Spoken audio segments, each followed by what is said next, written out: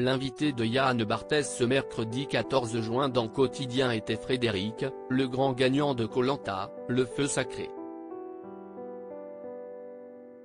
Le candidat de 33 ans lui a révélé ce qui le mettait hors de lui lors de chaque épreuve. Il était le grand stratège de la saison et l'a emporté, chose rare dans Koh Lanta. Ce mardi 13 juin 2023, Frédéric a gagné la 24e édition du jeu d'aventure tourné, cette année-là, aux Philippines.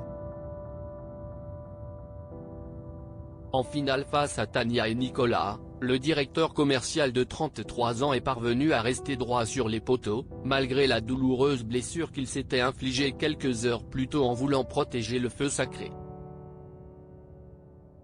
Sorti victorieux de cet mythique et ultime affrontement, le candidat a pu compter sur le soutien des membres de son alliance masculine, et, étonnamment, de la majorité des filles du jury final, 7 voix contre 2 pour sa rivale.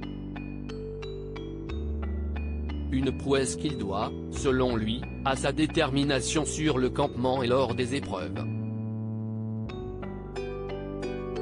Cette contrainte qui aurait pu le pousser à bout. Le grand allié de Quentin peut en effet se targuer d'avoir notamment remporté la dernière immunité, qu'il a dédiée à son père décédé il y a 13 ans. D'une manière générale, le jeune homme n'a clairement pas démérité et a été un véritable atout moteur tout au long de ses 40 jours de survie. Pourtant, il reconnaît avoir été à la limite de l'excès de colère à certains moments à cause de cet aspect central du programme. L'invité de Quotidien du mercredi 14 juin avoue, « On ne gère pas la faim, on la subit en fait. Et on avance parce qu'on n'a pas trop le choix.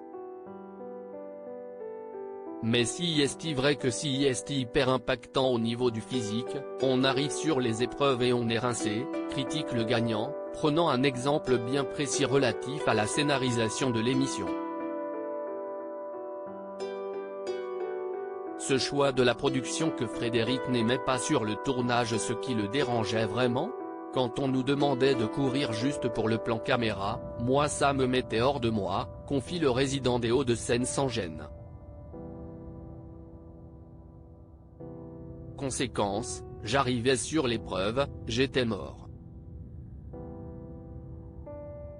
C'était compliqué parce que ça impactait l'humeur, se ressasse celui qui n'a cependant jamais fait de vrai pas de côté au cours de son séjour mouvementé au large de l'océan Indien, car il faut rester gentil avec les aventuriers, tempère le trentenaire.